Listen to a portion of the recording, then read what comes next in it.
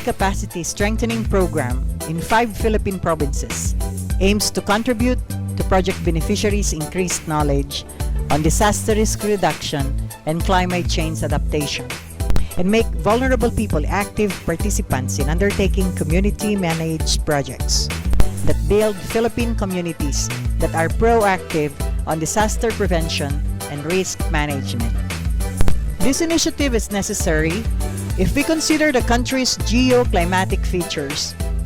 The Philippines is highly vulnerable to natural disasters. Albay province is situated along the Pacific Ring of Fire, which makes it vulnerable to earthquakes, tsunamis, volcanic hazards, typhoons, monsoon rains, and thunderstorms. Quezon is one of the provinces which annually experiences heavy typhoons. These typhoons brought landslides and flash floods to some of its communities. The presence of East Bohol faults makes the province a geologic hazard-prone area. Bohol has been susceptible to liquefaction, earthquakes, and landslides.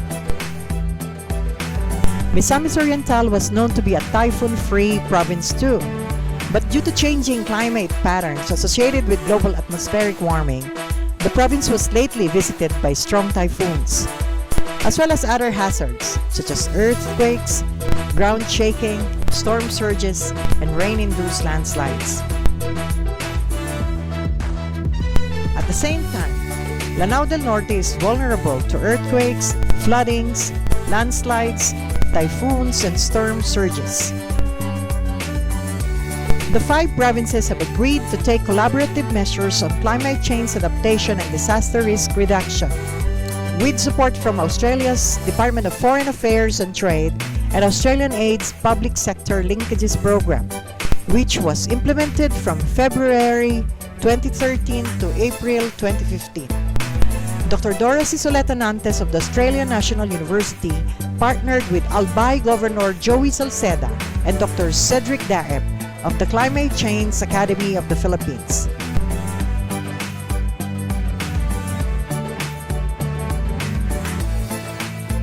This project was undertaken in Albay, Quezon,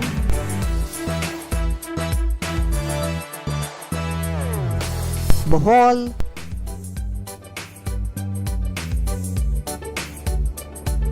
Misamis Oriental,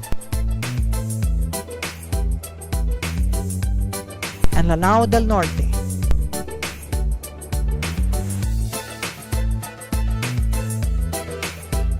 The first part of the project is writing of training modules which address various components of disaster risk reduction and climate change adaptation.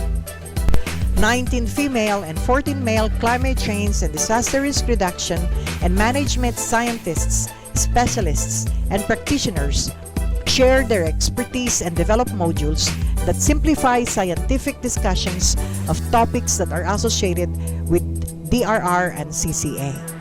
The explanations of concepts in the modules refer to local problems, specific geographic situations, and use practical examples and situations so that people would understand them better and relate them with their everyday life concerns.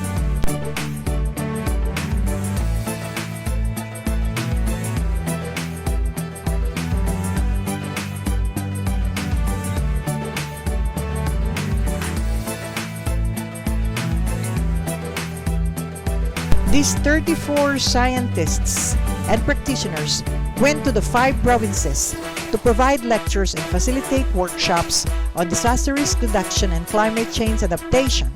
And they have trained provincial government agency officials, faculty members, and extension workers in 5 collaborating state universities and colleges.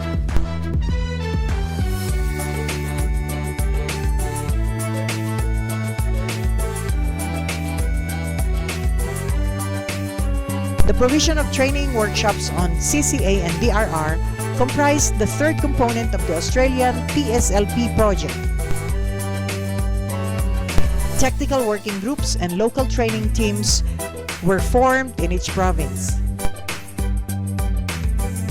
The members of technical working groups and state university extension workers voluntarily translated the topical contents of the 18 modules to their local languages as one of their counterpart tasks, and in preparation for holding out, roll-out, or re-echo trainings at the town and barangay levels.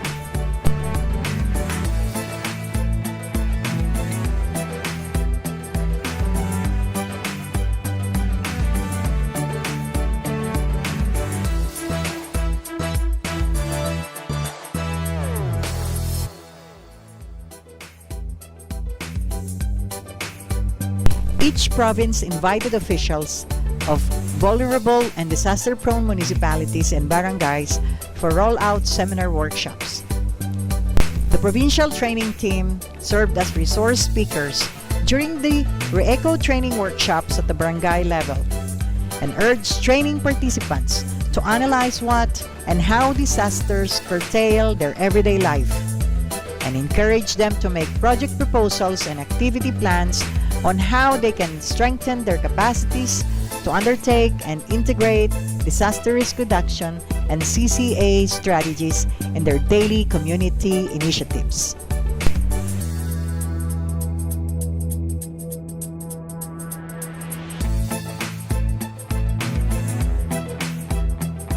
Sa seminar or training na ito, natutunan namin na magplano ahead of time para sa mga darating na panganib sa aming bayan dahil hindi naman natin masasabi kung ano yung maaaring mangyari upang may paghandaan katulad ng bagyo, baha at pagtabag ng lupa na kalimitan nangyayari sa bayan ng Sariaya.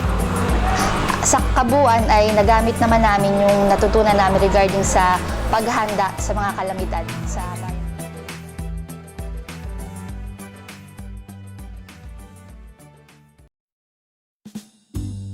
Each province was given 10,000 Australian dollars for piloting of most relevant and implementable projects on DRR and CCA. And many of them have integrated environmental restoration and livelihood strengthening of women's groups and other important components. A unique approach of this project is direct issuance of funds to beneficiary collaborators at the barangay level. Members of the technical working groups handed the funds directly to the project beneficiaries with endorsements from local government executive officials.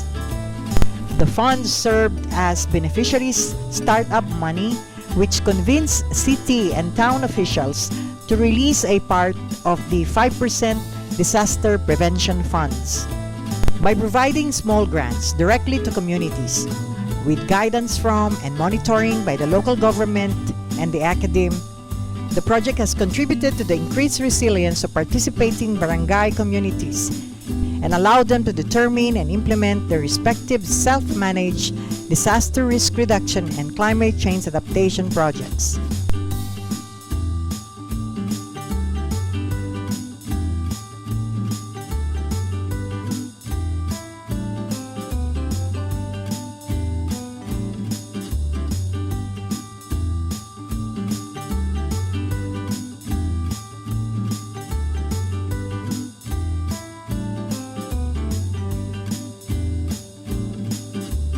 The province of Albay and Bicol University initiated 5 projects.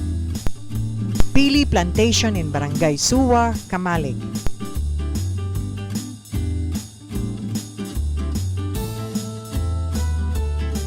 Tiger Grass Plantation in Barangay Kalayukay, Santo Domingo. Growing and cultivation of tiger grass in Sitio Lagsingan, Rapu-Rapu. Pangduwa, makatabang sa mga tao dito ng mga trabaho, trabuhayan, ang pangtuloy, ang mabibili ng kalayukin na sa mga mabibili ng kalayukin na sa mga nag-producer kaya na sa sabon. Kapag tuloy pa sila, ang pangapat, ano daw sa landslide, sa landslide, halimbawa, sa landslide, parang pagkano kita sa ekonomiya, makatabang sa pag-iswag ng ekonomiya sa tuyang nasyon kay alam kang kalayugan. Fruit-bearing trees nursery and purchase of agricultural implements by the Department of Agriculture officials in Barangay Taysan, Legazpi City.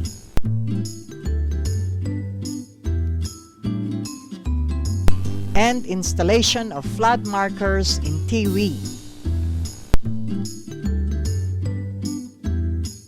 The province of Quezon and Southern Luzon State University launched 9 pilot projects. Distribution of pili nut seedlings in Mauban. At dahil po ang aming niyugan ay unti-unti na rin nauubos, ay ito ang pwedeng ipalit. Dahil po sa nagkaroon ng kukulisap dito po sa aming lugar. Isa pa po ay balang araw po, halimbawa ito'y lumaki at mamunga, ay maging kapaki-pakinabang. Dahil ang pili po, tulad po sa ibang lugar, ay isang produktong kapaki-pakinabang para sa katulad naming mahihirap. Isa pa pong may tutulong nito, kapag ito'y malaki na, ay pwede pong makatulong sa pagpigil ng baha o kalamidad na gawa ng kalikasan. Dahil po ang mga puno ngayon sa kasalukuyan ay unti-unti na pong nauubos. Provision of coconut seedlings to barangays in Sampaloc.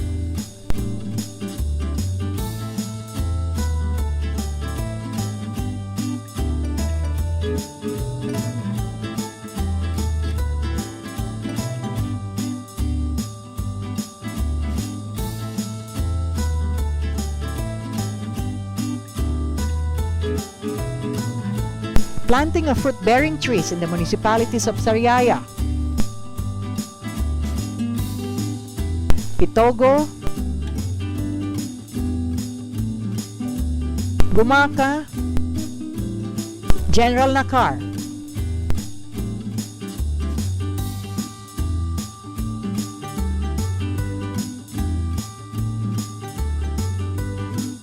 Tiger grass farming and soft broom making project in Buena Vista.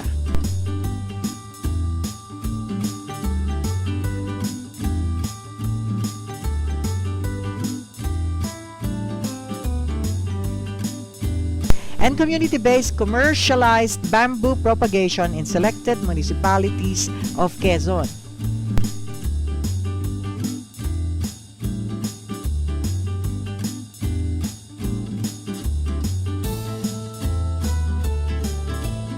The province of Bohol and the Bohol Island State University implemented 7 mini projects, which are community-based and family approach reforestation project at Sitio Binabaye, Alicia.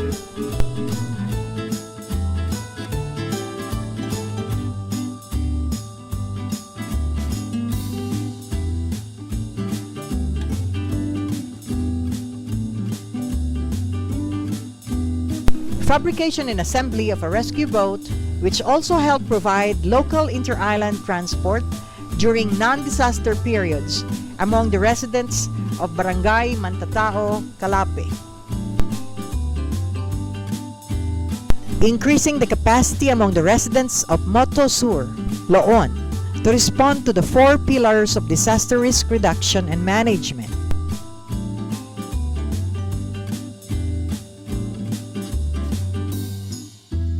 Rehabilitation of boardwalk at Barangay Ancilac, Maribojoc, to enable women's access to shell gathering areas at the coast.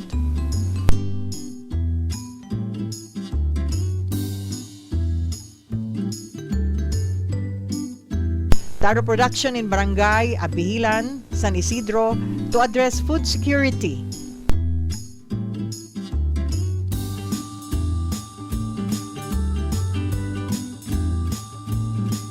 Organic fertilizer production in Tubigon to reduce environmental degradation.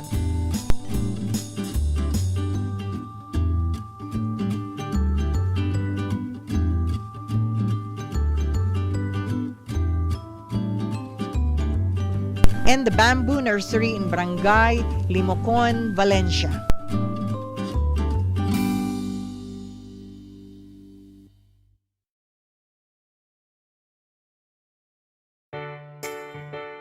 In behalf of BISU, I would like to thank the Australian government through the Australian National University for including us in this project. This project gives us an avenue to collaborate with other institutions and other local government units. This project gives us also an idea on how to run DRR in our community. This project also gives us equipment to be used in DRR, and also we were able to help a community through the funding support of the Australian government. The province of Misamis Oriental, together with Capital University and Mindanao University of Science and Technology, focused on installation of early warning communication systems as key to disaster preparedness. In Cagayan de Oro City, 4 two-way radio sets were purchased by Barangay Makasandi. 3 radios and 1 siren were purchased by Barangay Bonbon, and 1 community siren equipment by Barangay Ipunan.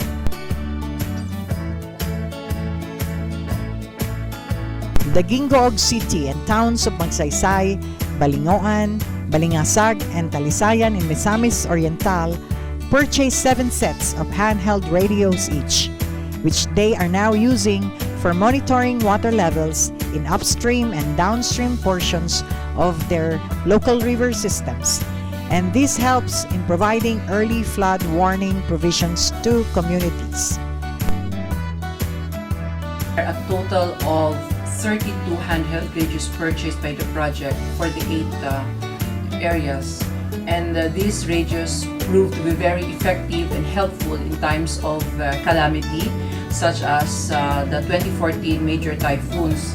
For example, the Senyang, we were able to see a project area using the handheld radios as a form of disaster preparedness. No? So together with the handheld radios, the LGUs also provided assistance, like Misamis Oriental Province purchased 2 repeaters, multi-cabs, and other forms of assistance in order to make effective, more effective these radios in times of disaster preparedness. The province of Lanao del Norte and Mindanao State University, Iligan Institute of Technology, implemented 5 projects. Bamboo nursery and production and establishments of rural enterprises for women at Barangay Poblacion, Sapad.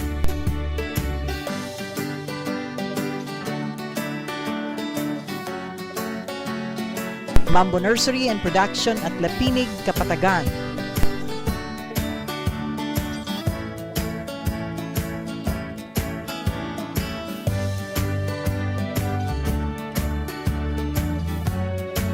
Deboning and processing of milkfish sardines, and their marketing as rural-based livelihood provision for women in Pasita, Lala. Ang maayong kuan sa amo ang asosasyon karon nga nagsige na og luto gikan sa pagtabang sa DTI, sa DOL o labaw sa tanan nga naami swerte gikan sa Australian National University. Kung dako kayong kalipay sa Bukapa, kay nagsige na ang among pagluto karon. And the installation of early warning systems at Barangay Santiago in Iligan City.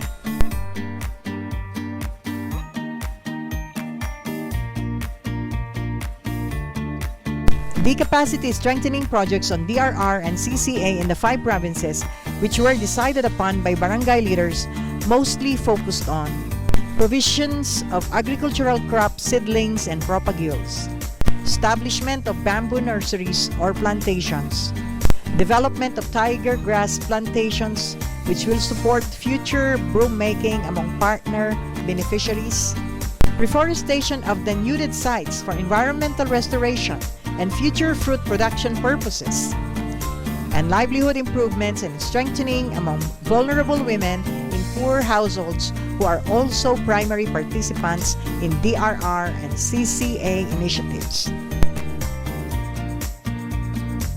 The project was able to raise the level of understanding of people about disaster risk reduction and climate change adaptation, and brought varying but positive impacts on different levels across the 5 provinces. The tripartite partnerships of provincial local government units, municipal local government units, and barangay local government units with the state universities and colleges provided an occasion for producing local and specific knowledge on DRR and CCA. They have generated social capital, and they have organized small-scale initiatives on environmental restoration and livelihood improvement to help build disaster-resilient communities. The Australian Public Sector Linkages program was able to animate local government units towards collaborating with academic institutions with the end result of pooling resources towards community-based disaster risk reduction and management and climate change adaptation approaches. Being part of the project since its inception up to its implementation and now that it's going to a close, I think the project has been peppered with many happy accidents in the sense that it started out with Dr. Nantes with just the courage and the spunk to see an idea coming to fruition, and the happy accident is that we've met the right people along the way, especially in the provinces that we've worked with. And this has resulted to camaraderie and friendship at the same time, a community of DRR and CCA advocates that have now come together in the 5 provinces. If there's something that I believe this project has achieved, it is the formation of this new resource, the social capital generated by putting people together for disaster risk reduction and climate change adaptation. And given the social capital, I think we can harness this to create greater impact within our own respective contexts as well as other provinces in the future. State universities and colleges started to integrate and strengthen climate change adaptation and disaster risk reduction to their extension programs. There is collective recognition within the members of the technical working groups of Albay, Bohol, Lanao del Norte, Misamis Oriental, and Quezon that addressing some environmental problems and building economic empowerment at the local level reduce the community's vulnerabilities to the negative effects of disasters. This collaborative effort helped in the reorganization of disaster risk reduction and management councils in provincial, municipal, and barangay levels. It contributed to beneficiaries' increased DRR and CCA knowledge, which they integrated in self-planned, self-determined, and community-managed projects. Among the primary gains of capacity strengthening projects of the 5 Philippine provinces in DRR and CCA is the creation of an invaluable network of DRR partnerships from 5 provincial and 35 city municipal governments, 6 state universities and colleges, and numerous barangays and community organizations in the course of project implementation. The generation of the social capital is proof that raising the level of awareness and knowledge level on disaster risk reduction and climate change adaptation strategies among collaborating partner beneficiaries, and it can be a strategy for the creation of meaningful partnerships among local government units, academic institutions, and local community organizations, which are united in the goal of building resilient communities at the local level. Our collaborative learnings have indicated that we need to institutionalize these project gains. We need to provide financial management and organizational strengthening skills trainings to PSLP partner beneficiaries to scale up profitable marketing and financial management initiatives that enable economic empowerment and increase disaster resilience at the household level. We need to produce guidebooks on disaster risk reduction and climate change adaptation that are interwoven with environmental restoration and livelihood improvement in local languages. Continue direct fund disbursements to project beneficiaries to fund their initiatives on DRR and CCA, environmental restoration and management, and economic empowerment for timely and transparent fund management. Foster interplace consultation on project implementation and exchanges of knowledge and experiences among provincial and municipal governments and state universities and colleges. Develop monitoring and evaluation tools at all project implementation levels. Make a taxonomy of DRR and CCA management strategies and leadership arrangements with unique institutional and organizational systems for dissemination to other Philippine provinces, and convince our leaders to talk with each other regularly, regardless of their political affiliations. Harness stronger commitment among partners and line up DRR and CCA projects to government-funded programs. These challenges are many, but the members of the 5 provincial technical working groups have decided to continue this project and highlight the need to initiate, scale up, and mainstream DRR and CCA strategies through the incorporation of small and medium-scale livelihood generation programs to economic development cum environmental restoration projects that are specific to the area's hazards, geography, socioeconomic characteristics, and political priorities. The continuation of this partnership is crucial for the Philippines as it seeks innovative approaches to address the issues of economic underdevelopment and vulnerability to disasters. We urge you to join us in achieving this common objective.